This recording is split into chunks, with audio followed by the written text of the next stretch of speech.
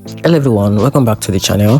In this video I'm going to create a quick step-by-step guide on how to find active investors on Propwire. So let's quickly dive into it. So for you to be able to find your active investors, you have to log in into your Propwire account. So from there you have to go to the search page. So from the dashboard, click the search properties, then select the lead type. So for that, at the top of the filter panel, find the lead type and choose active investors.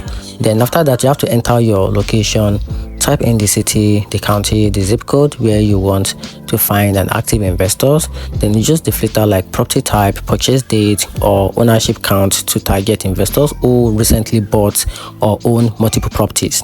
And after that, you have to click on any results to see the investor's name, the mailing address, and the properties owned.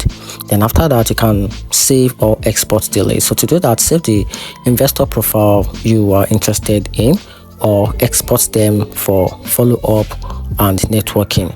And that's it. Hope you find the video helpful. Turn on the notification button and subscribe for more.